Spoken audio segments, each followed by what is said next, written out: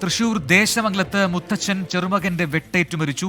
വാളരിപ്പടി സ്വദേശി അയ്യപ്പനാണ് മരിച്ചത്. ദേശമംഗലം എസ്റ്റേറ്റ് പടിയിൽ രാവിലെ 9:30യോടെയാണ് ഈ സംഭവം ഉണ്ടായത്. അശ്വിൻ പാലാഴി നൽകും കൂടുതൽ വിശദാംശങ്ങൾ. അശ്വിൻ, എന്താണ് ഇങ്ങനൊരു അക്രമത്തിന് ഈ ചെറുമകനെ പ്രേരിപ്പിച്ചത്?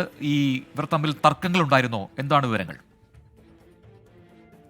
പ്രജിൻ, ഒരു തർക്കത്തിനൊടുവിലാണ് ഈ കൊലപാതകം ഉണ്ടാകുന്നതെന്നാണ് പോലീസും ഒപ്പം സ്ഥലത്തുണ്ടായിരുന്ന ആളുകളും ഒക്കെ പറയുന്നത്. പക്ഷേ മറ്റൊരു പ്രധാനപ്പെട്ട സംഭവം, ഇദ്ദേഹത്തിന്റെ ചെറുമകൻ 28 വയസ്സുകാരനായ രാഹുൽ മാനസിക വെല്ലുവിളി നേരിടുന്ന ആളാണ് എന്നുള്ളതാണ് പോലീസ് പിന്നീട് നടത്തിയ പരിശോധനയിൽ സർട്ടിഫിക്കറ്റുകളൊക്കെ പരിശോധിച്ചപ്പോഴും വൈദ്യപരിശോധന നടത്തിയപ്പോഴും ഒക്കെ വ്യക്തമായൊരു കാര്യം. അതുകൊണ്ട് ഈ മാനസിക വെല്ലുവിളിയുമായി ബന്ധപ്പെട്ട ചില ചികിത്സകളും രാഹുൽ തുടരുന്നുണ്ടായിരുന്നു. അതിനിടെ ആ ചികിത്സ പൂർത്തിയാക്കി കഴിഞ്ഞ ദിവസമാണ് രാഹുൽ വീട്ടിലേക്ക് എത്തിയത്. അതിനിടെയാണ് ഇന്നലെ ഒരു തർക്കം ഉണ്ടാവുകയും അതിനെ തുടർന്ന് ഇന്ന് രാവിലെ വീണ്ടും തർക്കമുണ്ടായി.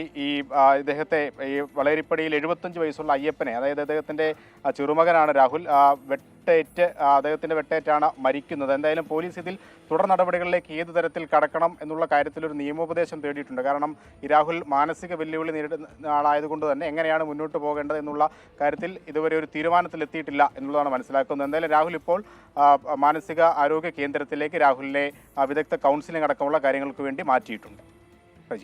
ശരി, അശ്വിൻ പാലാഴിയാണ് വിശദാംശങ്ങൾ നൽകിയത്.